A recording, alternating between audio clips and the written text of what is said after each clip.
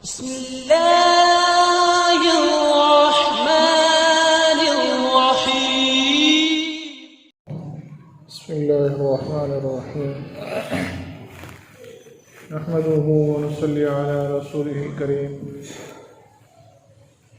أما بعد فأعوذ بالله من الشيطان الرجيم. بسم الله الرحمن الرحيم.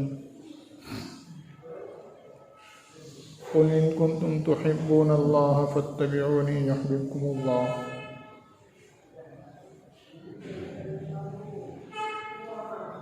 صدق اللہ العظیم.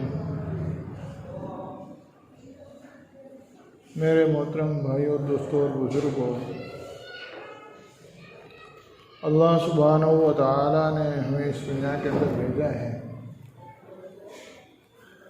کسی موڑ پر، کسی موقع پر اللہ رب العزت نے ہمیں جاہل یا بے سہارا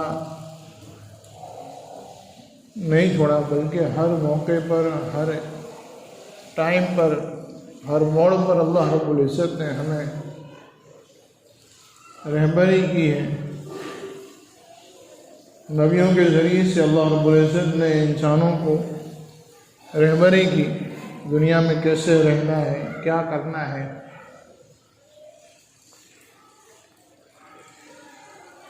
اور یہ رہبری صرف اور صرف کسی جگہ یا کسی خطے یا کسی علاقے یا کسی قوم کے لیے نہیں، بلکہ یہ ساری کائنات کے انسانیت کے لیے ہے. اس دنیا میں جتنے لوگ ہیں، چھوٹا ہے، بڑا ہے، مرد ہو، عورت ہو، لڑکا ہو، لڑکی ہو، غریب ہو، مالدار ہو، کالا ہو، سفید ہو، شہری ہو، دیہاتی ہو، جنگلی ہو، کوئی بھی ہو، ہر ایک کے لیے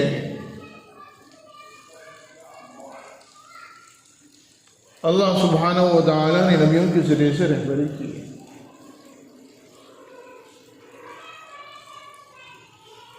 اور جو آدمی، جو شخص، جو فرد نبیوں کی رہبری کے مطابق زندگی گزارے گا، اللہ اس کو اسی اعتبار سے کامیابی دیں گے. جتنا کرو گے اتنا بھرو گے. اسی لیے بڑی مشہور کہاوت ہے کہ جنت بھی ہے، جہنم بھی ہے، نہ مانے تو مر کے دیکھ، جیسی کرنی ویسی بھرنی، نہ مانے تو کر کے دیکھ. یعنی جو ہم کریں گے وہ ہمیں ملے گا، سیدھی بات ہے. اس کی مثال وہ اسپنج کی طرح ہے، بف ڈنلوپ کی طرح ہے.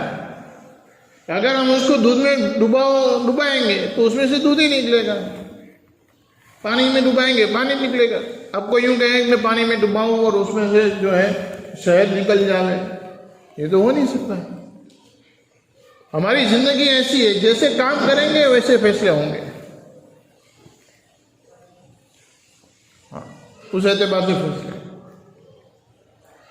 تو اللہ رب العزت نے قرآن کریم کے اندر یہ اعلان کر دیا، قل ان کنتم تحبون اللہ، کہ اگر تم یہ چاہتے ہو کہ اللہ تمہارے ساتھ محبت کرے، فاتبعونی، کہ تم اللہ کے نبی علیہ السلام کی اتباع کرو. یحببکم اللہ، کہ اللہ تم سے محبت کرے گا.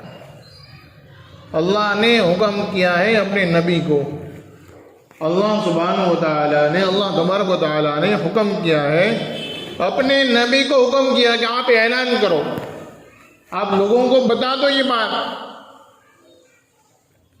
یہ کیا بتانی ہے؟ کہ لوگوں سے کہہ دو کہ اللہ تم سے محبت کرے، یہ تم چاہتے ہو تو تمہیں میری اتباع یعنی نبی علیہ السلام کی اتباع کرنی پڑے گی.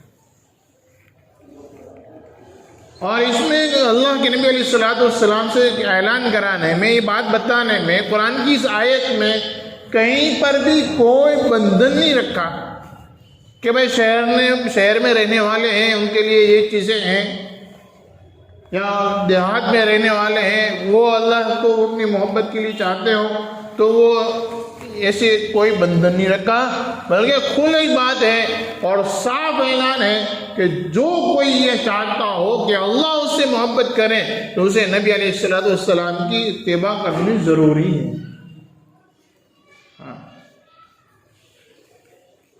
ہر فیلڈ میں، ہر لمحے میں، ہر جگہ پر نبی علیہ السلام کی جو ہے اتباع اس کے لیے بہت ضروری ہے۔ ابھی ہمارا ایک بڑا مجمع ایسا ہے کہ جو اللہ کے نبی علیہ السلام کے طریقے سے دور ہے۔ کچھ ہیں ان میں سے بعض ایسے ہیں کہ جو اپنے مرضی کے مطابق جہاں جی چاہا وہاں نبی کی طریقے اور نبی کی سنت استعمال کر لی، اور جہاں کوئی ایسا موقع یا ماحول آیا تو اس کو چھوڑ دیا۔ وہ غنیمت ہے ایسے لوگوں سے جو کچھ نہیں کرتے، لیکن اللہ کے نبی علیہ السلام نے ہمیں ایک سبق دیا ہے کہ دنیاوی اعتبار سے ہمیں اپنے سے چھوٹے کو دیکھنا ہے اور دین کے اعتبار سے ہمیں اپنے سے بڑے کو دیکھنا ہے۔ یہ جو نظریہ ہے نا ہمارا، اس کو درست کرنا ہے۔ شیطان جو ہے وہ ہمیں اطمینان دلاتا ہے کہ بھئی تو جمعہ کی نماز پڑھتا ہے، سبحان اللہ کتنی اچھی بات ہے، وہ تو جمعہ بھی نہیں پڑھتا ہے، تو دن میں 3-4 نمازیں پڑھ لیتا ہے، وہ تو ایک بھی نہیں پڑھتا۔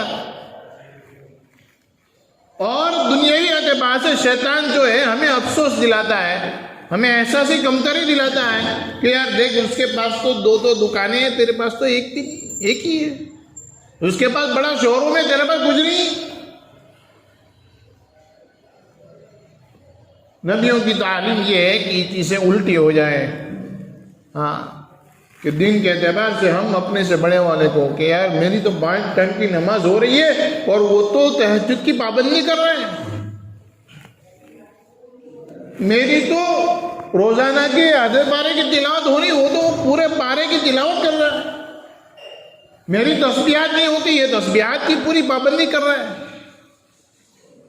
تو دین کے اعتبار سے ہم اپنے سے بڑے والے کو دیکھیں کہ بھئی مجھ سے آگے کون ہے، مجھے وہاں تک پہنچنا ہے، مجھے وہاں تک پہنچنا ہے۔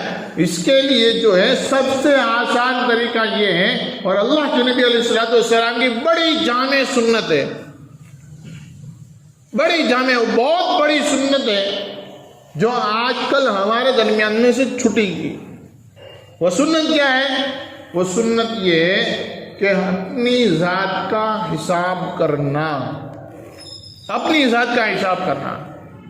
رات کو جب بستر پر جائیں اس وقت تھوڑی دیر کے لیے بیٹھ کر آنکھیں بند کر کے سوچ لے کہ آج پورے دن میں نے کتنے کام ایسے کیے جس سے میرا اللہ مجھ سے خوش ہو، راضی ہو، اور کتنے کام ایسے ہوئے جس سے میرا اللہ مجھ سے ناراض ہو رہا ہے۔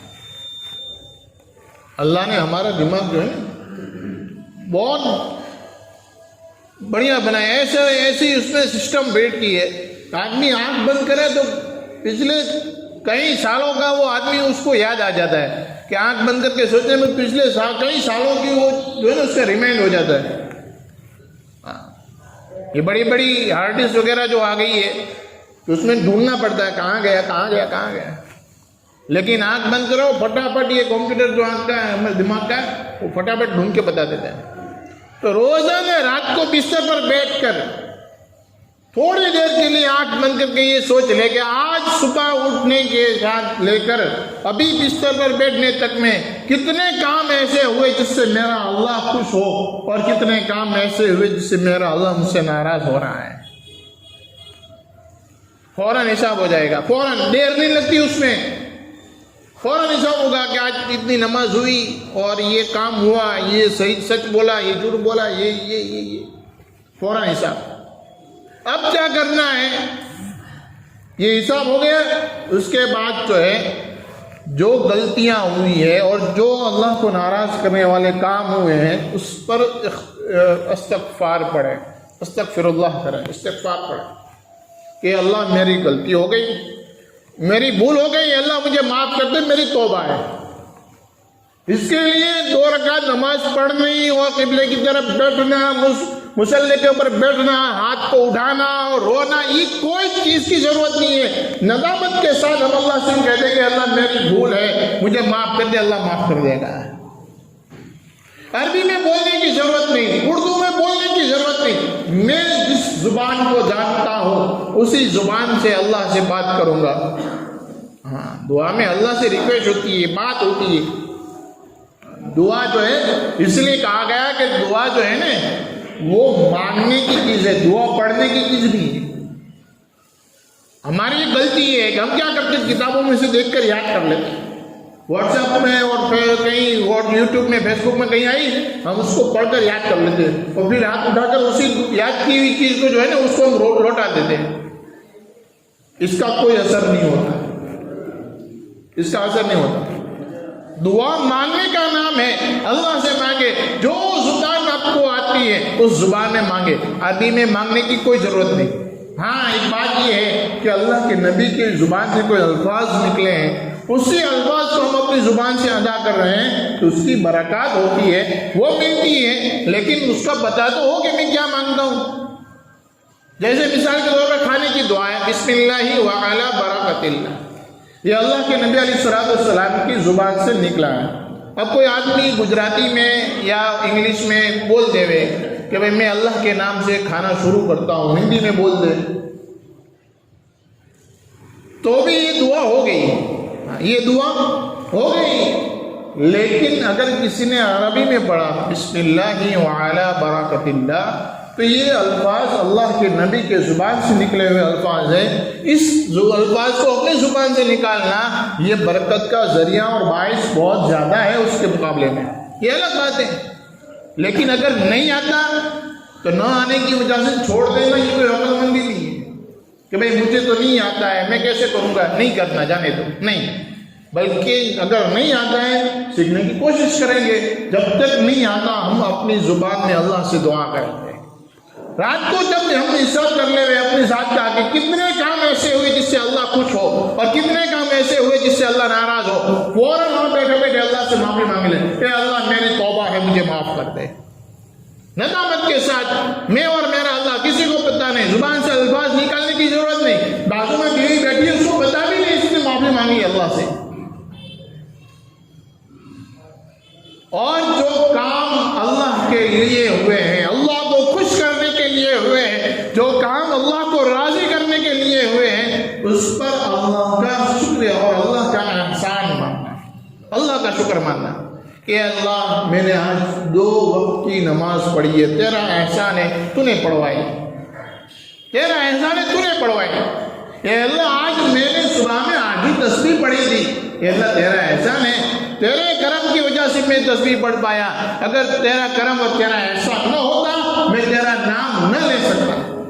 اس پر اللہ کا شکر ادا کرنا، یہ 2 اتنا کام کرنا ہے، زیادہ نہیں کرنا، بہت آسان ہے، اس کے لیے وقت نہیں لگتا، آدھی منٹ مشکل سے ہوگی، ہاں، لیکن یہ سب سے بڑی سنت اور قرآن کی آیت پر عمل ہوگا۔